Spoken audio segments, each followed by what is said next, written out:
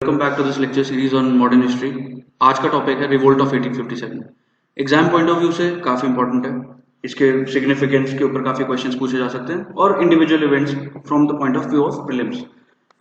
तो और also Indian history में काफी टर्निंग इवेंट रहा था ये। और इसके बाद क्योंकि ब्रिटिश रिजीम जो है उसमें काफी चेंजेस आए थे, तो इसलिए काफी इंपॉर्टेंट इवेंट रहता है। इसके बारे में हम लोग देखेंगे what were the causes, what were the consequences, what were the storm centres major, कि कहाँ पे किस तरह से रिवोल्ट ने क्या रूप लिया। और इसके बाद एक डिबेट रहता है, डिबेटेबल क्वेश्चन होता है कि वाज इट अ सिपाही म्यूटनी और was it the first war of Indian independence. तो इसके ऊपर थोड़ा डिस्कस करेंगे हम लोग कि कौन क्या बोल रहा है इसके बारे में। खैर, स्टार्ट करते हैं अपना लेक्चर। सबसे पहले बात करेंगे कॉजेज ऑफ द रिवोल्ट की, कि ये आंदोलन हुआ क्यों। तो इसके काफी मल्टी प्राउंड कॉजेज हैं, relative starting from economic causes, political causes, social causes, religious causes, military causes in fact. तो एक करके इनके बारे में देखते हैं हम लोग। जैसे इकोनॉमिक कॉजेज आ रहे हैं कि ब्रिटिश रूल की वजह से, यानी उस समय ईस्ट इंडिया कंपनी के रूल की वजह से हमारी इकोनॉमिक हालत क्यों खराब हो रही थी और इन्होंने किस तरह से सपोर्ट किया रिवोल्ट में लोगों को पार्टिसिपेट करने के लिए।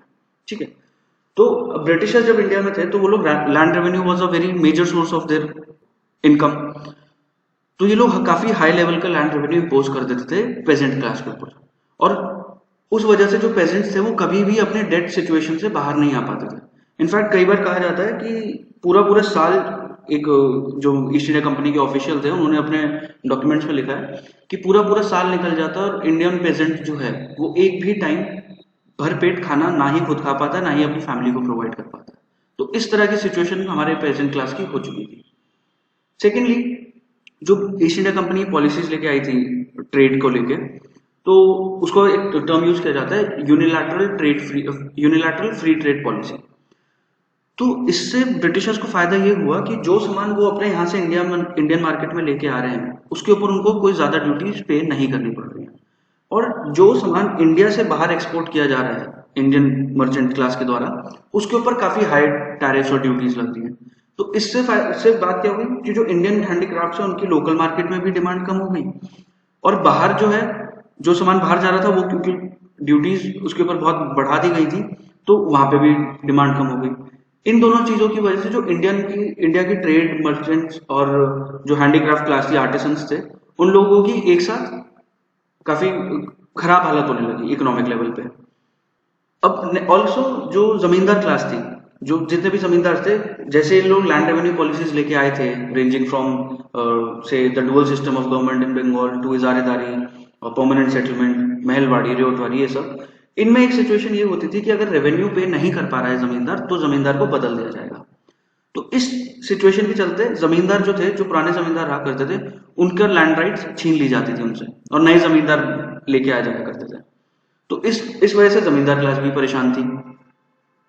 अब क्या हुआ कि जो हैंडीक्राफ्ट बनाते थे, जो आर्टिसन हैंडीक्राफ्ट में इन्वॉल्व थे, उनका तो काम खराब हो चुका था क्योंकि उनका सामान ना ही इंडिया में बिक पा रहा था ना ही एक्सपोर्ट हो पा रहा था।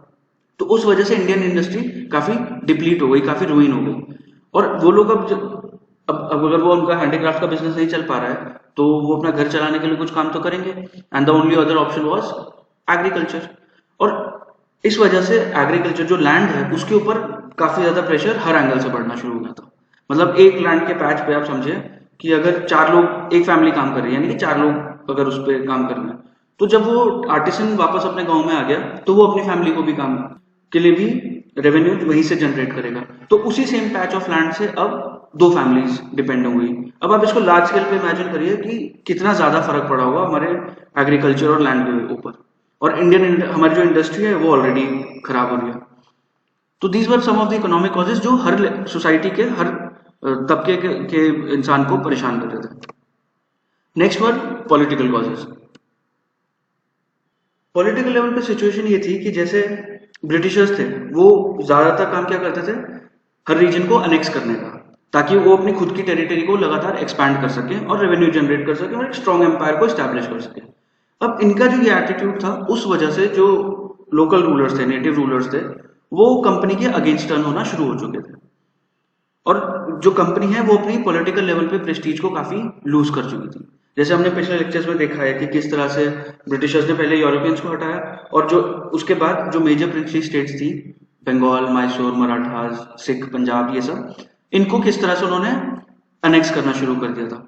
तो ये सिचुएशन को जो बाकी की प्रिंसेस स्टेट्स थी, बाकी के छोटे मोटे जो इलाके थे, वो लोग लगातार ऑब्जर्व कर रहे थे। तो उनके ऑब्जर्वेशन के हिसाब से लगातार उनके अंदर कंपनी के अगेंस्ट कंटेम्प्ट बढ़ रहा था इस वजह से।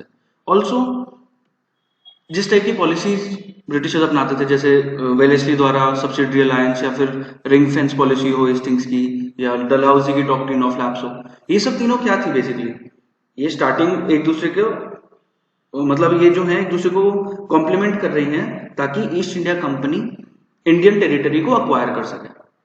ठीक है, तो इस वजह से ये जो कॉन्स्टेंटली ये काम कर रहे थे, जैसे डॉक्ट्रिन ऑफ लैप्स में उन्होंने अवध का रीजन लिया, झांसी का रीजन लिया, एयर एक नेचुरल एयर ना होने की वजह से, या सब्सिडरी अलायंस में काफी सारे रीजन को कॉन्कर कर लिया, मैसूर सबसे बड़ा था उनमें, हैदराबाद, ये सब एक्सेट्रा। तो इस वजह से जो इंडियन रूलर्स थे वो काफी ज्यादा सस्पिशियस हो चुके थे कंपनी की एस्पिरेशंस को लेके कि कंपनी चाहती क्या है एग्जैक्टली।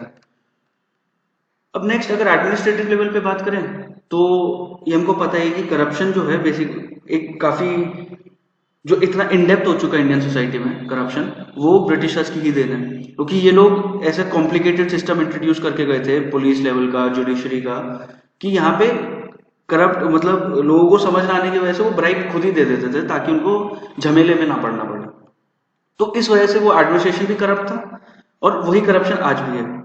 खैर एडमिनिस्ट्रेटिव लेवल पे करप्शन जो है इसने रिच सेक्शन को काफी फायदा पहुंचाया था, और जो पुअर सेक्शन था, जो नॉट सो रिच सेक्शन भी बोल सकते हैं, उसको काफी ज्यादा नुकसान होता था, क्योंकि उनके लिए लॉ और पुलिस को कुछ फायदा ही नहीं था, क्योंकि रिच अपने हिसाब से उसको तोड़ मोड़ लेकर लेते थे। तो इस वजह से भी एक सेक्शन एडमिनिस्ट्रेटिव लेवल पे ईस्ट इंडिया कंपनी के अगेंस्ट होने लग रहा था। अब नेक्स्ट अगर बात करें सोशल रिलीजियस कॉजेस की, तो डिस्क्रिमिनेशन जिस लेवल का ब्रिटिशर्स ने किया इंडियंस के साथ, उसका उस लेवल का दोबारा कहीं भी नहीं हुआ है। तो जिस टाइप का एक वाइट सुप्रीमेसी वो लोग शो करते थे अगेंस्ट द इंडियंस, और कि हम लोग ज्यादा एक सिविलाइज्ड क्लास है, तो उस वजह से लोग जो है इंडियन पॉपुलेशन जो है थोड़ा अगेंस्ट होना शुरू हो गई थी, और वो होगी भी, क्योंकि लगातार 100 साल तक अगर आप किसी को डाउन ट्रॉडन ही रखोगे तो at some point of time there will be a retaliation, right. तो ये कुछ लेवल्स पे जो सुप्रीमेसी जो शो करते थे, अपने आप को सुपीरियर शो करते थे और इंडियंस को इल ट्रीटमेंट दिया करते थे, तो वो एक लेवल तक ईस्ट इंडिया कंपनी के अगेंस्ट जा रहा था। अब ऑल्सो जो रिफॉर्म मूवमेंट्स हैं, जैसे हमने देखा है कि जो 18th सेंचुरी है, 18-19 सेंचुरी है, ये काफी सोसाइटी के अपलिफ्टमेंट के लिए काम कर रहे हैं। जैसे विमेन अपलिफ्टमेंट हो गया, विमेन एजुकेशन हो गया, चाइल्ड मैरिज हो गई, या सती एबॉलिशन ऑफ सती हुआ, और इस टाइप के जितने भी सोशल इल्स थे उनको हटाने में इंडियंस भी सपोर्ट कर रहे थे ऑब्वियसली, बट ब्रिटिशर्स भी अग्री करते थे और इन चीजों को हटाना चाह रहे थे। बट इस वजह से एक सेक्शन था सोसाइटी का जो ये मानने लग रहा था कि ब्रिटिशर्स का कुछ ज्यादा ही इंटरफेरेंस हो रहा है हमारे सोसाइटल सेटअप में, और ये चीज हमको पसंद नहीं है, और इस वजह से कुछ जो रिलीजियस लेवल पे लोग थे या सोशल लेवल पे लोग थे वो लोग भी ईस्ट इंडिया कंपनी के अगेंस्ट होने लगे। अब नेक्स्ट जो क्रिश्चियन मिशनरीज आए थे इंडिया में, जो स्टार्ट हुए थे पोर्चुगीज के आने के बाद से, वो लोग लगातार कन्वर्जन करते रहते थे। जैसे साउथ के रीजन में अगर आप देखो कि वहां से स्टार्ट हुआ था ये सब चीजें। तो ये जो कन्वर्जन ऐसा करते रहते थे और लगातार एक प्रेजेंस रखते थे और वेस्टर्न टाइप की एजुकेशन रखना स्टार्ट करी थी इन लोगों ने, इसका भी एक रिलीजियस और सोशल लेवल पे ये इम्पैक्ट लिया गया, इस तरह से कंसिडर किया गया कि ये हमारे सोसाइटल सेटअप में इंटरफेरेंस हो रहा है और ब्रिटिशर्स जो है हमारी सोसाइटी को कन्वर्ट कर देना चाह रहे हैं बिल्कुल अपनी सोसाइटी के जैसे। तो कुछ लेवल पे ये भी इस वजह से भी एक सेंटिमेंट क्रिएट हो रहा था लोगों में अगेंस्ट द ब्रिटिश। अब एक सिचुएशन हुई थी नेक्स्ट, एक तो ये सोशल रिलीजियस लेवल पे ये सब चीजें हो ही रही हैं, वेस्टर्न एजुकेशन और कन्वर्जन और रिफॉर्म्स और सुप्रीमेसी लेवल का। एक सिचुएशन हुई तो रिलीजियस डिसेबिलिटीज एक्ट 1856 के तहत ये हुआ था कि अगर कोई इंसान कन्वर्ट हो जाता है हिंदू से क्रिश्चियन में, तो उसका जो शेयर है अपने फादर की प्रॉपर्टी में वो कट नहीं होगा। तो पहले ऐसा हो जाता, तो इस वजह से क्या हुआ कि कन्वर्जन जो है उसमें कन्वर्जन एक्टिविटीज को एक वो मिलने लग गया, कॉम्प्लीमेंट मिल गया कि कन्वर्ट हो भी गए तो तुम्हारा प्रॉपर्टी में हिस्सा नहीं जाएगा, इस टाइप की एक सिचुएशन होने लगी थी। फिर ऑल्सो वो टेम्पल लैंड्स को और मॉस्क को, जो मॉस्क थी मस्जिदें थी उनको टैक्स करने लगे थे। तो इस वजह से जो लोग थे वो रिलीजियस लेवल पे वो लोग कंसर्न होने लगे कि एक्चुअली में ईस्ट इंडिया कंपनी चाहती क्या है। तो ये सारे हर सेक्शन को इस तरह से इम्पैक्ट कर रहा है, पॉलिटिकल लेवल पे, एडमिनिस्ट्रेटिव लेवल पे, रिलीजियस लेवल पे भी। नेक्स्ट अगर देखें तो कुछ उस समय अगर वर्ल्ड हिस्ट्री देखें, इंटरनेशनल रिलेशंस की अगर हम बात करें, तो बाहर कुछ ऐसे इवेंट्स हुए थे कि जिस वजह से लोगों को लगा कि ब्रिटिशर्स शायद इतने भी स्ट्रांग नहीं हैं जितने ज्यादा वो शो करते हैं। जैसे अफगान वॉर हुआ था 1840s में, और पंजाब वॉर्स हुए थे, जो दो एंग्लो सिख वॉर्स हैं 1845-46 और 48-49 के समय के, और अफगान वॉर 1842 में कंप्लीट हो गया था। तो इन दो सिचुएशन में ब्रिटिशर्स को काफी हार देखनी पड़ी थी, क्योंकि Punjab eventually Anglo Sikh war में माना कि ब्रिटिशर्स जीत गए थे और सिख आर्मी हार गई थी, बट उसकी वजह कुछ और थी। जैसे हमने देखा उसमें कि कुछ लोगों ने ट्रेटर हो गए थे और धोखा दे दिया था आर्मी को, रीइंफोर्समेंट्स नहीं आ पाए थे, ये सब सिचुएशन। बट ब्रिटिशर्स को ऐसा लग गया था कि इस समय हम लोग नहीं जीत सकते। ऑल्सो अफगान में जैसे जो लोग थे, अफगानी लोग थे, उन लोगों ने ब्रिटिशर्स के डिसीजंस को बिल्कुल ही पलट दिया था कि अगर वो ब्रिटिशर्स चाहते थे शाह शुजा को एम्परर मतलब रूलर बनाना अफगान का, तो उनके रिट्रीट करते ही शाह शुजा को हटा के दोस्त मोहम्मद को वापस रिस्टोर कर दिया गया था।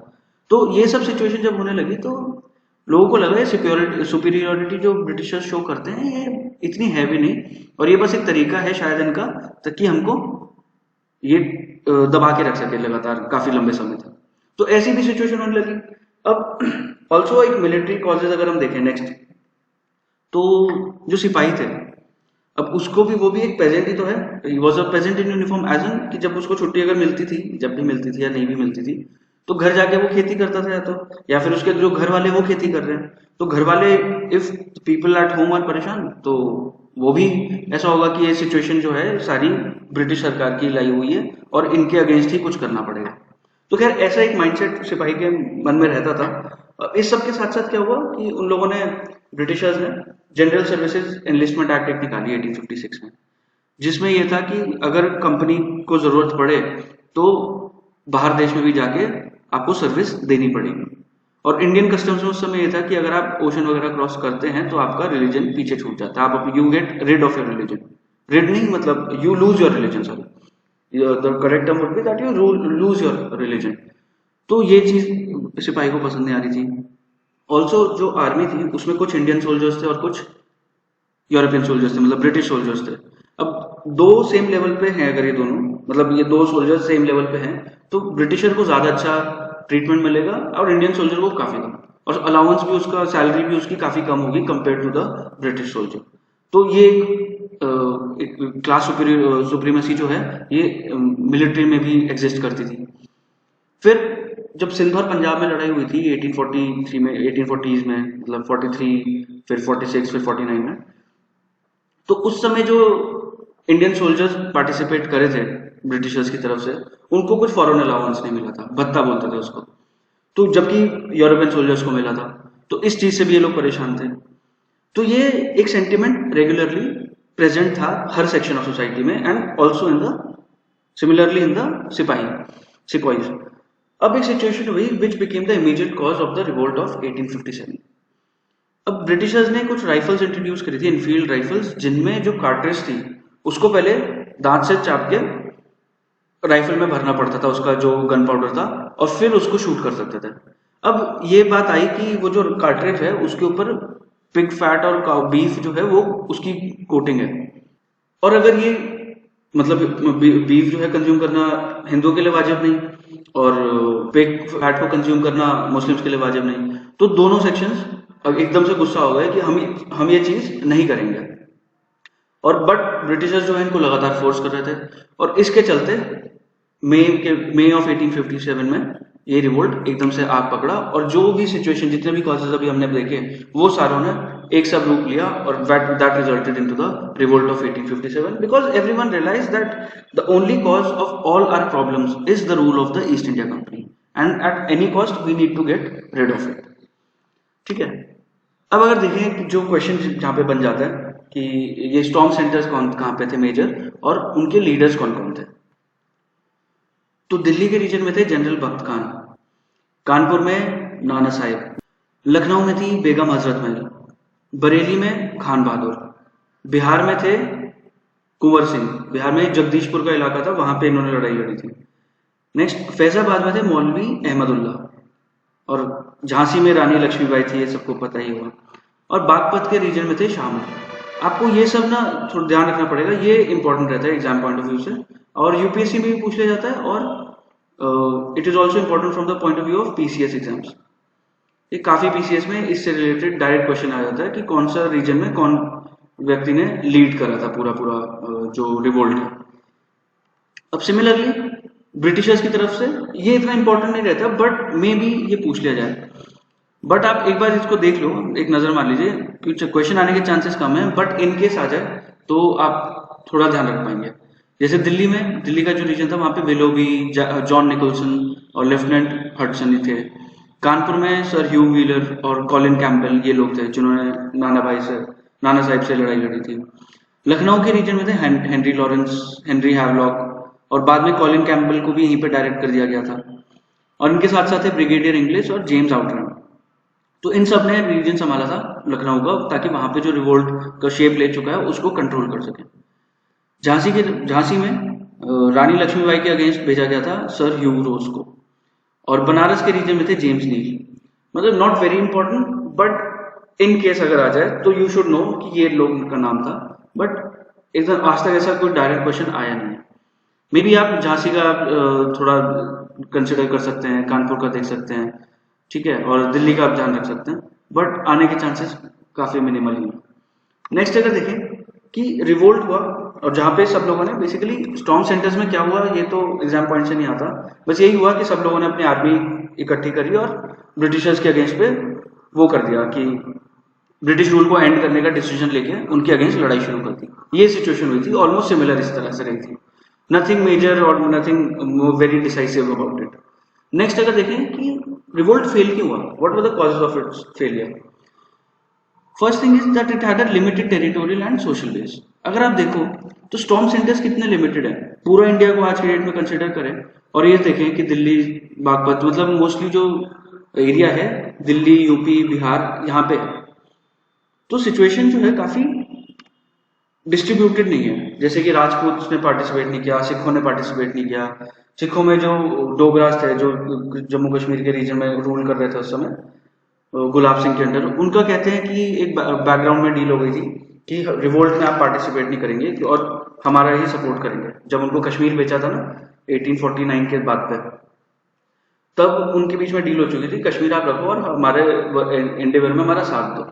ये ईस्ट इंडिया कंपनी ने उनसे डील कर ली थी। तो खैर काफी सेक्शन जो है वो रिवोल्ट से दूर रहे, उन लोगों ने पार्टिसिपेट ही नहीं किया। साउथ में जैसे देख लो या नॉर्थ ईस्ट के रीजन में देख लो, तो काफी लिमिटेड था इसका एक्सपेंस। अब इसके साथ साथ कुछ सेक्शंस थे इंडियन सोसाइटी के जो ब्रिटिशर्स को सपोर्ट कर रहे थे, क्योंकि अगर आप देखो कि ब्रिटिशर्स के होने की वजह से कुछ लोगों को फायदा भी होता था। जैसे मर्चेंट क्लास को ठीक है नुकसान हुआ है, बट कुछ सेक्शंस थे मर्चेंट क्लास के जिनको फायदा हुआ, कुछ घराने थे, कुछ राजा थे, कुछ महाराजा थे जिनको ब्रिटिशर्स के होने से फायदा हो रहा था। तो एक तो होता है कि आप लोग सपोर्ट, मतलब आप पार्टिसिपेट ना करो रिवोल्ट में, वो लोग उल्टा सपोर्ट भी कर रहे थे। तो जितने जितने जो लिमिटेड सेक्शंस थे जो रिवोल्ट में पार्टिसिपेट करे भी थे, उनको और ज्यादा नेगेटिव इम्पैक्ट झेलना पड़ा, क्योंकि कुछ इंडियन सेक्शंस जो है वो सपोर्ट भी कर दे रहे थे। ऑल्सो ये काफी नॉर्मल सी चीज है कि जैसे रिसोर्सेज ब्रिटिशर्स के पास थे वैसे रिसोर्सेज इंडियन जो लीडर्स थे उनके पास वैसे रिसोर्सेज बिल्कुल भी नहीं थे। And also there was a lack of coordination and lack of a central leadership. इसका मतलब ये कि जैसे जितने भी रीजन में रिवोल्ट हो रहा है दिल्ली वगैरह में, दिल्ली, झांसी, बिहार, जगदीशपुर, ये सब रीजन में, बट ये लोग सब लोग इंडिविजुअल लेवल पे लड़ रहे हैं।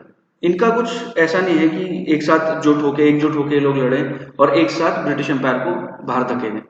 तो ये लोग अब सब लोग इंडिविजुअल लेवल के लिए लड़ रहे थे कि अपने अपने रीजन के लिए, और इसी वजह से इनका कोई कोऑर्डिनेशन नहीं था। इनफैक्ट कहते हैं कि जब बहादुर शाह जफर ने चिट्ठी लिखी भी थी सबको कि हमें ये करना चाहिए, अब एक साथ एकजुट होने का टाइम आ गया, तो उसके ऊपर उनको कोई खास रिस्पॉन्स मिला नहीं था। और रिस्पॉन्स ना मिलने की वजह वॉज कि एक तो कुछ सेक्शन पार्टिसिपेट नहीं कर रहे थे, दूसरी बात कुछ सेक्शंस सपोर्ट कर रहे थे, और तीसरी बात कुछ सेक्शंस ऑलरेडी इन्वॉल्व थे against the British and they were not in a state of mind to properly coordinate their plan of action against the British rule, ठीक है, against the East India Company। तो इस सब situation के, और Britishers on the other hand ये लोग काफी कोऑर्डिनेटेड थे, इनके पास एक सेंट्रल लेवल पे भी लीडरशिप थी। जैसे आप देखें कि इन्होंने accordingly, depending upon the extent और the gravity of the situation, इन लोगों ने अलग अलग, मतलब नंबर ऑफ जो लीडर्स भेजे हैं अलग अलग सेंटर्स में, वो भी डिफर कर रहे हैं बेस्ड अपॉन कि कितनी सीरियस सिचुएशन है। इस सब के साथ साथ एक there was a lack of coherent ideology and a political perspective. इसका मतलब ये कि ये सारे लीडर्स को पता नहीं था कि हमारा मोटिव क्या है। मतलब अपने आप आजाद तो करा लिया, बट ब्रिटिशर्स चले जाएंगे तो फिर करना क्या है। मतलब पेजेंट क्लास लड़ रही है ताकि लैंड रेवेन्यू कम हो जाए, मर्चेंट क्लास लड़ रही है ताकि जो ट्रेड पॉलिसी है वो यूनिलैटरल ना रहे, जमींदार क्लास लड़ रही है ताकि उसके जो खोए हुए जमीनें थी वो उसको वापस मिल जाए। तो सबका अपना इंडिविजुअल मोटिव था, एक कॉमन मोटिव नहीं था, कॉमन पर्सपेक्टिव लैकिंग था। पॉलिटिकल लेवल पे ऐसा नहीं था उनको कि हम एक सोसाइटी बनाएंगे, हम एक गवर्नमेंट बनाएंगे किसी भी प्रिंसिपल्स के ऊपर, चाहे वो डेमोक्रेटिक हो, सोशलिस्ट हो या कम्युनिस्ट हो, कोई भी हो, ऐसा कोई पॉलिटिकल पर्सपेक्टिव उन लोगों का नहीं था। तो ये कुछ वजह है जिस वजह से रिवोल्ट सक्सेसफुल नहीं हो पाया 1857 का। अब बात करेंगे कि कॉन्सिक्वेंसेस की। रिवोल्ट हुआ ठीक है, बट इसके कॉन्सिक्वेंसेस क्या रहे, क्योंकि ये काफी ग्रेव सिचुएशन थी। जैसे 1857 में स्टार्ट हुआ मई के महीने में, और ये जाके जनवरी फरवरी, मतलब मार्च तक आप समझ लो कि तब तक थोड़ा इसको कंट्रोल लाने का प्लान बन पाया, और फिर अगले 2-3 महीने में इसको प्रॉपर्ली कंट्रोल करके सब लोगों को बैठा के बातचीत करी गई कि अब क्या सिचुएशन, अब सिचुएशन किस तरह की रहेगी। ठीक है, तो इसके कॉन्सिक्वेंसेस काफी इंपॉर्टेंट है, क्योंकि ईस्ट इंडिया कंपनी जो थी इंडिया में, उसको एबॉलिश कर दिया था इसके बाद, और इंडिया को डायरेक्टली पुट कर दिया गया था अंडर द क्राउन। जो गवर्नर और जनरल ऑफ इंडिया होता था इंडिया में उस समय तक, उसको एज अ वाइसरॉय डेजिग्नेशन दे दिया गया था। और एज अ वाइसरॉय उसको डेजिग्नेशन देना मतलब कि he is the direct representative of the queen of England. तो ये एक चेंज काफी इंपॉर्टेंट था पॉलिटिकल लेवल पे, और इसी के लिए पास करी गई थी the act for better government of India अगस्त में 1858 में। साथ ही साथ इन लोगों ने प्रॉमिस किया था कि अब से हम कोई भी टेरिटरी को अनेक्स नहीं करेंगे, और ब्रिटिश एम्पायर को एक्सपैंड करने के पर्पसेस को हम छोड़ देंगे। क्योंकि जो मेन फर्वर था वो यही था कि अवध के रीजन को जब डॉक्ट्रिन ऑफ लैप्स के तहत 1856 में कवर कर लिया था, अपने अपने टेरिटरी में इन लोगों ने जोड़ा था, तो उस वजह से जो सिपाही थे वो लोग काफी गुस्सा हो गए थे कि, क्योंकि वो लोग भी अवध के रीजन के थे मोस्टली। तो इस वजह से तो ब्रिटिशर्स को रियलाइज हुआ कि एनेक्सेशन और एक्सपेंशन की जो पॉलिसी हमने अपनाई है, इसको अगर हम परसू करते रहेंगे तो ऐसा रिवोल्ट दोबारा होने के चांसेस हो सकते हैं। ठीक है, तो इसलिए इन लोगों ने ये स्टेप अपनाया। इंडियन स्टेट्स को कहा गया कि आप अब से आप जो है you will have to recognise the paramountcy of the British crown, यानी कि आप इंडिपेंडेंट हो अपने उसमें, but you will serve under the British crown. मतलब if need be then you will have to help the British queen whenever required. इसका मतलब ये था। नेक्स्ट, आर्मी, जो सबसे ज्यादा, जिनका सबसे ज्यादा मेन रोल था रिवोल्ट ऑफ 1857 में, क्योंकि स्टार्ट हुआ था वही इनफील्ड कार्ट्रिज राइफल से, उनको रीऑर्गेनाइज करना काफी ज्यादा important British point of view से। तो आर्मी को रीऑर्गेनाइज करने मतलब कि उन लोगों ने क्या किया कि number of Europeans with respect to number of Indians बढ़ा दिया।